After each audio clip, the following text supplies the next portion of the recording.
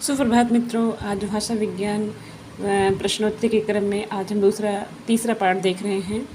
तो 56 क्वेश्चन से देखेंगे। 1937 पूरा ही देख लेते हैं। राजभाषा अधिनियम 1976 के अनुसार हिंदी प्रयोग की दृष्टि से देश के राज्यों का कितनी श्रेणियों में बांटा जा सकता है। तो राजभाषा अधिनियम 1976 के अनुसार हिंदी प्रयोग की दृष्टि से देश के राज्यों को 3 श्रेणियों में बांटा जा सकता है। कितने? तो 3 श्रेणियों में, जिन्हें का वर्ग, खा वर्ग, गा वर्ग और क्षेत्र के नाम से जानी जाती हैं।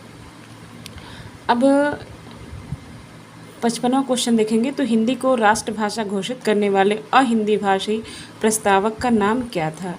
तो गोपाल स्वामी अयंगर। कौन था? गोपाल स्वामी अयंगर। और ये जो है क्या थे? ये भारतीय संविधान सभा के सदस्य थे। हिंदी को राष्ट्रभाषा घोषित करने के अहिंदी भाषी प्रस्तावक के रूप में गोपाल स्वामी अयंगर का मुख्य योगदान था। भारत के संविधान में हिंदी को राजभाषा की मान्यता 14 सितंबर 1949 ईस्वी को दी गई। फिर 56वां क्वेश्चन है। 1937 में वर्धा में अखिल भारतीय शैक्षिक सम्मेलन का आयोजन किसकी अध्यक्षता में किया गया था? तो महात्मा गांधी जी की अध्यक्षता में किया गया। 22-23 अक्टूबर 1937 में वर्धा में अखिल भारतीय शैक्षिक सम्मेलन महात्मा गांधी की अध्यक्षता में आयोजित हुआ। इसे वर्धा योजना के नाम से भी जाना जाता है। जब हम नेट JRF का देखते हैं जो दर्शन में है, तो दर्शन में गांधी दर्शन भी है, तो वहाँ हम जो है वन की जो है ट्रस्टीशिप से देखते हैं, और फिर इसके बाद वर्धा शिक्षा सब कुछ इनका उसमें डिटेल देखते हैं जब हम गांधी दर्शन पढ़ते हैं। हिंदी के विषय में भारतीय संविधान में क्या लिखा है? तो भारत के संविधान में हिंदी को राजभाषा का दर्जा प्रदान किया गया है। 14 सितंबर 1949 ईस्वी को इसे मान्यता प्रदान की गई। भारतीय संविधान के भाग 77 में अनुच्छेद 343 से 351 तक राजभाषा का संविधान में प्रावधान किया गया है। 58वां क्वेश्चन देखेंगे। तो प्राचीन भारतीय सिक्कों पर कौन सी लिपि अंकित है? तो ब्राह्मी लिपि अंकित है। कौन सी लिपि अंकित है? तो ब्राह्मी लिपि अंकित है। ब्राह्मी लिपि तमिलनाडु और श्रीलंका में 6वीं सदी ईसा पूर्व में विद्यमान थी।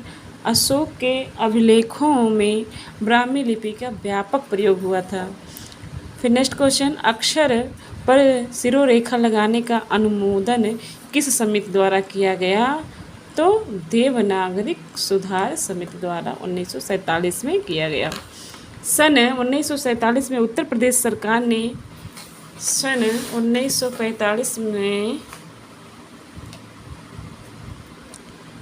1947 में उत्तर प्रदेश सरकार ने देवनागरिक लिपि सुधार समिति का गठन किया है, जिसके अध्यक्ष आचार्य नरेंद्र देव थे। इसी समिति ने अक्षर पर सिरोरेखा लगाने की सलाह दी। अब नेक्स्ट क्वेश्चन, हिंदी भाषा की लिपि भारतीय संविधान में किसे स्वीकार किया गया है?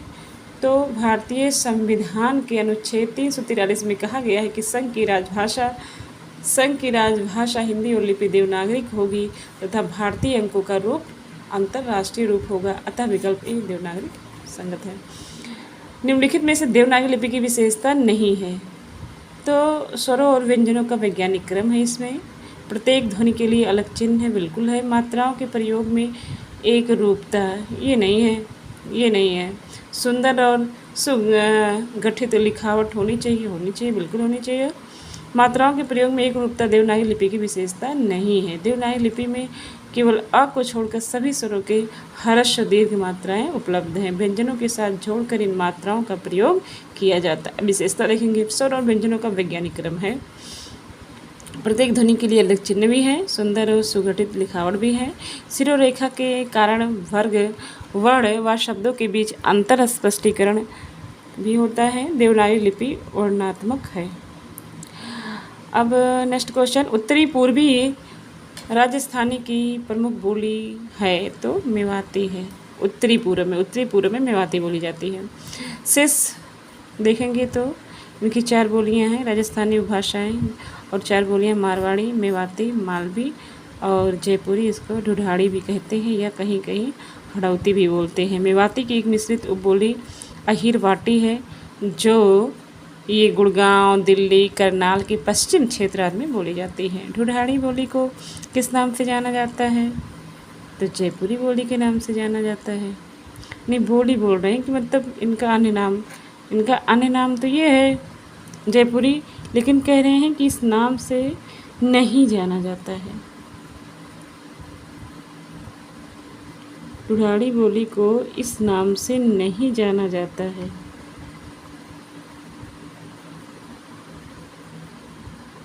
मेवाती की एक मिश्रित, तो ये अहिरवाटी जो है ये मेवाती की एक मिश्रित उपबोली है।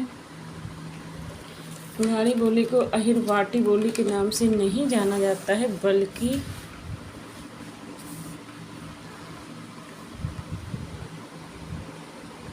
अहिरवाटी बोली मेवाती की एक मिश्रित उपबोली है और जयपुर का पुराना नाम ढूढ़ाड़ है। इस कारण से जयपुरी को ढूढ़ाड़ी भी कहते हैं। तोरावटी, कांगड़ा, चौरासी, जयमेरी, हड़ौती और जयपुरी की उपबोलियाँ हैं। ढूढ़ाड़ी बोली को जयपुरी बोली, झाड़साही बोली और काई कुई की बोली के नाम से जाना जाता है। ये देखिए नया चीज़ सामने पड़ा है। तो तोरावटी, कांगड़ा, चौरासी, अजमेरी, हड़ौती जयपुरी की ये उपबोलियाँ हैं। और ढूढ़ाड़ी बोली को जयपुरी बोली, झाड़साही बोली, काई कुई की बोली के नाम से जाना जाता है। जयपुरी बोली किशनगढ़, अलवर के अधिकांश भाग, अजमेर और मेवाड़ के उत्तर पूर्वी भाग, टोंक, दौसा जिलों में बोली जाती है। राजस्थानी वर्ग की मालवी बोली का क्षेत्र नहीं है। राजस्थानी वर्ग की मालवी बोली का क्षेत्र रायपुर नहीं है। रतलाम, देवास, उज्जैन मालवी बोली का क्षेत्र है। लंबे समय तक उज्जैन के आसपास का क्षेत्र मालव या मालवा नाम से प्रसिद्ध रहा। इस कारण यहाँ की बोली को मालवी कहते हैं। सोड़वाड़ी, रागड़ी, पाटवी, रतलामी आदि मालवी की मुख्य बोलियाँ हैं। इसमें शब्द के शुरू के अक्षर में स्वर का दीर्घीकरण किया जाता है, जैसे लकड़ी, लाकड़ी, कपड़ा, कापड़ा। मालवी बोली का क्षेत्र राजस्थान के झलवाड़, कोटा, प्रतापगढ़ तथा मध्य प्रदेश के उज्जैन संभाग के विभिन्न भागों मालवा, नीमच, मंदसौर, रतलाम और उज्जैन शामिल है।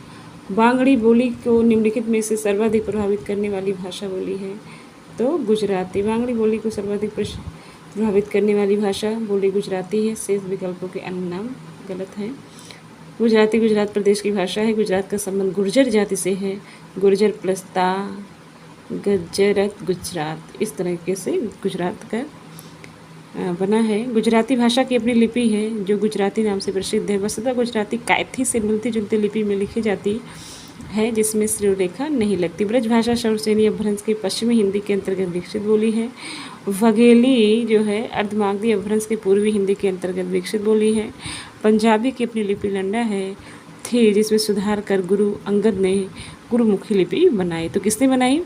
अब ये देखिए नई चीज़ सामने पड़ी है। पंजाबी की अपनी लिपि क्या थी? लंडा लिपि थी, जिसमें सुधार कर गुरु गोविंद ने गुरुमुखी लिपि बनाई। पंजाबी की मुख्य बोलियां माझी, डोंगरी, दोआबी, राठी हैं। हिंदी का मानक रूप किस बोली के सर्वाधिक निकट है? तो खड़ी बोली के सर्वाधिक निकट है। ठीक, हिंदी का मानक रूप खड़ी बोली के सर्वाधिक निकट है। शेष विकल्प गलत है। खड़ी बोली का विकास शौरसेनी अपभ्रंश के पश्चिमी हिंदी से अंतर्गत हुआ है। खड़ी बोली का दूसरा नाम कौरवी है, जो राहुल संस्कृत्याय ने दिया है। बीम्स, सुनीत कुमार चटर्जी, धीरेन्द्र वर्मा तथा आदिभाषा वैज्ञानिकों के अनुसार खड़ी बोली का आधार कौरवी है। मतलब राहुल ने भी माना, बीम्स ने माना, सुनीत कुमार चटर्जी, धीरेन्द्र, इन सारे वैज्ञानिकों ने कौरवी बोली माना है। वर्तमान हिंदी, उर्दू, हिंदुस्तानी और दक्षिणी कुछ सीमा तक खड़ी बोली पर आधारित है। खड़ी बोली कौरवी का क्षेत्र बिजनौर, रामपुर, मुरादाबाद, मेरठ, मुजफ्फरनगर, सहारनपुर, दिल्ली, गाजियाबाद है। हरियाणवी या वांगरू भी शौरसेनी अपभ्रंश की पश्चिमी हिंदी के अंतर्गत विकसित बोली है। अवधी बघेली छत्तीसगढ़ी अर्धमागधी अपभ्रंश की पूर्वी हिंदी के अंतर्गत विकसित बोली है। वैज्ञानिक तथा तकनीकी शब्दावली आयोग भारत सरकार द्वारा देवनागरी वर्णमाला सारणी के मानकीकृत स्वीकृत रूप से सम्मिलित नहीं किया जाने वाला लिपि चिन्ह कौन सा है? तो री नहीं है। ठीक, भारत सरकार देवनागरी की वर्णमाला सारणी के मानकीकृत स्वीकृत स्वरूप में सम्मिलित नहीं किया जाने वाला लिपि री है। शेष विकल्प उत्तर सही है। और कुछ नहीं, वैज्ञानिक और तकनीकी शब्दावली आयोग का गठन, ये देखना है कि वैज्ञानिक और तकनीकी शब्दावली आयोग का गठन संविधान के अनुच्छेद 344 के खंड 4 के अंतर्गत भारत सरकार के एक संकल्प के द्वारा निम्नलिखित उद्देश्यों के साथ 21 दिसंबर 1960 में किया गया था। हिंदी और सभी भारतीय भाषाओं में वैज्ञानिक और तकनीकी शब्दों का विकास करना और परिभाषित करना, शब्दावलियों को प्रकाशित और परिभाषित शब्दकोश एवं विश्वकोश तैयार करना आदि इस आयोग के प्रमुख उद्देश्य थे। वैज्ञानिक तथा तकनीकी शब्दावली आयोग द्वारा मानक हिंदी परिवर्तनीय मानकीकरण के अनुसार हाइफन का प्रयोग नहीं किया जाना चाहिए। तो जो है अब क्यों नहीं किया जाना चाहिए? अब देखो, कठिन संधियों से बचने के लिए सामान्यतः तत्पुरुष समासों से में सा जैसा आदि से पूर्व द्वंद्व समास में पदों के मध्य। अब देखेंगे कि वैज्ञानिक तथा तकनीकी शब्दावली आयोग द्वारा मानक हिंदी वर्तनी मानकीकरण के अनुसार हाइफन का प्रयोग सामान्यतः तत्पुरुष समास में नहीं किया जाना चाहिए। शेष विकल्प सही है। अब तत्पुरुष समास में हाइफन का प्रयोग केवल वहीं किया जाता है जहां उनके बिना भ्रम होने की संभावना हो, अन्यथा नहीं। जैसे भू तत्व, सामान्यतः तत्पुरुष समासों में हाइफन लगाने की आवश्यकता नहीं है। जैसे रामराज, राजकुमार, गंगाजल, ग्रामवासी, आत्महत्या आदि। ये RPSC असिस्टेंट प्रोफेसर में आया 2020 पेपर फर्स्ट में।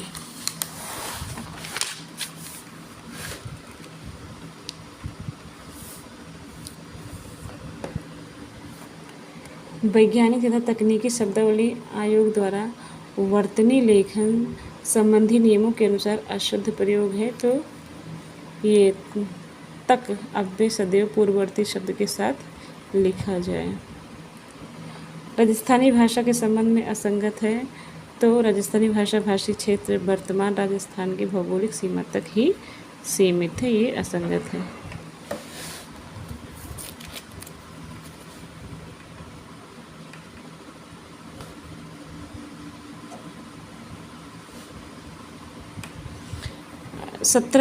हिंदी 17 बोलियां का उद्भव अपभ्रंश के किस रूप से संबंध नहीं है? तो पैसाची अपभ्रंश से नहीं संबंध है। सोर्स से नहीं हम जानते ही हैं। पश्चिमी राजस्थानी गुजराती हिंदी पैसाची अपभ्रंश से पंजाबी लहदा या उत्तर पश्चिम में कश्मीर के आसपास की भाषा थी। ब्राह्मण अपभ्रंश इसमें जो है सिंधी है और खस पहाड़ी है, महाराष्ट्री मराठी है, अर्धमागधी पूर्वी हिंदी है। मागधी अपभ्रंश से बिहारी, उड़िया, बांग्ला, असमिया। पश्चिमी हिंदी से खड़ी बोली, कौरवी, हरियाणवी, बांगरू कहा जाता है इनको। ब्रजभाषा बुंदेली, कन्नौजी। राजस्थान से मारवाड़ी, जयपुरी, ढूढ़ाड़ी, मेवाती, मालवी। पहाड़ी हिंदी कुमाऊनी, गढ़वाली। पूर्वी हिंदी अवधी वगैरह छत्तीसगढ़ी। हिंदी भोजपुरी, मगही, मैथिली। बिहारी हिंदी से भोजपुरी, मगही, मैथिली। ब्रजभाषा का स्थानीय रूप नहीं है तो सिपाड़ी नहीं है और बाकी सब हैं। सो फिर जो है भोजपुरी बोली के संबंध में असत्य कथन है तो भोजपुरी के संबंध में असत्य कथन, भोजपुरी बोली की उत्पत्ति अर्धमागधी अपभ्रंश से मानी जाती है। ये गलत है क्योंकि भोजपुरी का किससे मानी जाती है? भोजपुरी बोली की उत्पत्ति अर्धमागधी अपभ्रंश से मानी जाती है। ये तो आपका भी असत्य है। अवधी बघेली, छत्तीसगढ़ी। शेष भोजपुरी बोली का विकास मागधी अपभ्रंश से हुआ है। ठीक, अर्धमागधी से अवधी बघेली छत्तीसगढ़ी है और मागधी से भोजपुरी है। मगही मैथिली भोजपुरी है। मगही मैथिली भोजपुरी है किससे? मागधी से। ठीक, हिंदी बिहारी हिंदी भाषा की सबसे अधिक बोली जाने वाली बोली भोजपुरी है। लोक प्रचलन की दृष्टि से ये हिंदी की सबसे बड़ी बोली है। भारत के बाहर मॉरिशस में बोली जाती है, फिजी में बोली जाती है। भिखारी ठाकुर को भोजपुरी का शेक्सपियर कहा जाता है। भोजपुरी का क्षेत्र जो है वो भोजपुर, शाहाबाद, छपरा, चंपारण, गोरखपुर, देवरिया, गाजीपुर, बलिया, बनारस आदि है। मराठी भाषा की लिपि क्या है? तो मराठी भाषा की लिपि देवनागरिक है। ठीक। मलयालम की मलयालम है, मराठी की देवनागरिक है, नेपाली की देवनागरिक है, उड़िया की उड़िया है, पंजाबी की गुरुमुखी है, और उर्दू की अरबी फारसी है, बंगाली की बंगला, हिंदी की देवनागरिक है। राजभाषा आयोग का गठन किसकी अध्यक्षता में किया गया? तो वीजी खेर। भारत के राष्ट्रपति डॉक्टर राजेंद्र प्रसाद ने भारत के संविधान क्षेत्र 344 फर्स्ट में प्रदत्त शक्तियों का प्रयोग करते हुए 7 जून 1955 को वीजी खेर की अध्यक्षता में राजभाषा आयोग का गठन किया। धन्यवाद मित्रों। अगर वीडियो पसंद आए तो प्लीज़ सब्सक्राइब करिए और लाइक करिए। बहुत ही उपयोगी है ये टीजीटी, पीजीटी, असिस्टेंट प्रोफेसर और नेट जेआरएफ के लिए, क्योंकि भाषा से संबंधित 2-4 क्वेश्चन आते ही आते हैं। धन्यवाद।